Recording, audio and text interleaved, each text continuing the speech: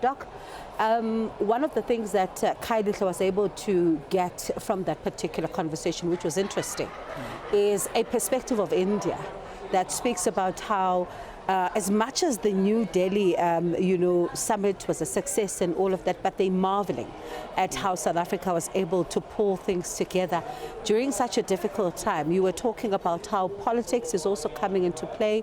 We're talking about how some of the issues of fragmentation are coming to play. But there is an issue, of course, that one would raise right now to say that how then do you begin to bring all of these fora together?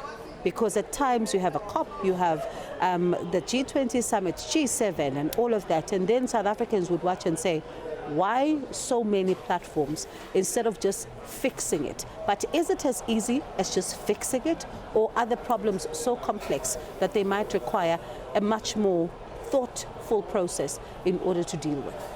I think the issues are certainly complex and would require different ways of tackling it. For an example, COP is more of a technical forum that looks at the issue of climate change and therefore the commitments that we make to it. But it's not like G20, which is a global economic forum, but like it's for political momentum to resolve economic challenges. So it's very political in that sense, whereas COP is quite technical.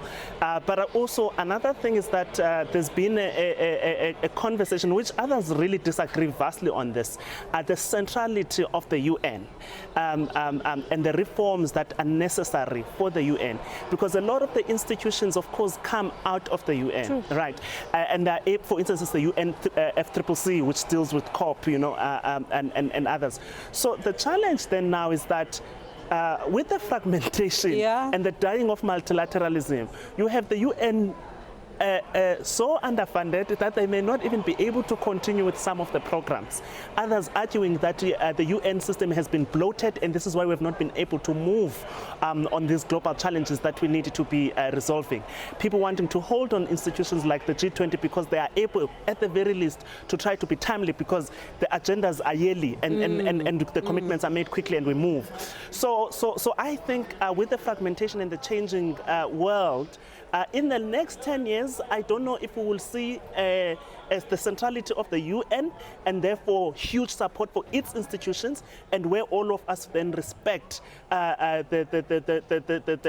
principles that countries agreed to in the UN, or we are going to have this bigger problem, that is currently happening, of a rising bilateral conversations, True. Which of course then would undermine multilateralism and multilateral cooperation. And especially if right now you and I still watch the UN Security Council, right? And then we get frustrated when a smaller number of countries have the veto power.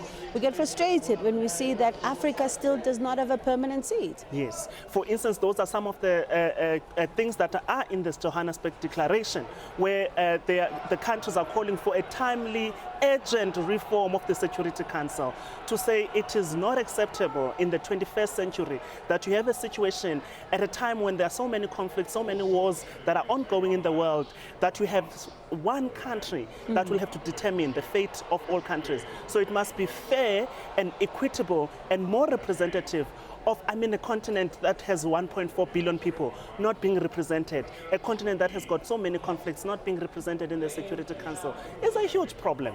And everyone agrees about this, which is why then I suppose the declaration called for an urgent and a timely resolution to this issue. So hence I'm saying that we don't know if and we are raising that issue, which means if we go more bilateral, then there will be more fighting and regional instability that will take place. So we really need at this very challenging time to call for multilateral cooperation to safeguard the hard-won gains.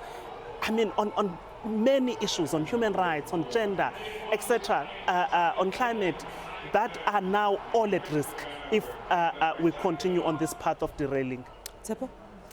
Yeah, I think we've highlighted a lot of negative, but there are some silver linings. Definitely, if you look at the report that was compiled, I think Trevor Manuel was actually the chair for that report. It highlights some of the positive that can come out of the continent.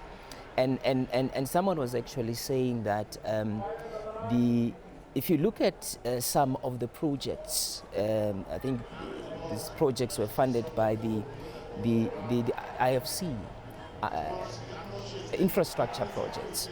Africa has the lowest default rate in the world, one of the lowest, I must say. And then the return on projects on the continent, they are between 5 and 6% higher than what you can earn at S&P 500. It's a US stock market. So there are a whole lot of positive things that report has been able to unravel, that many in the continent and perhaps in the world are not even aware of.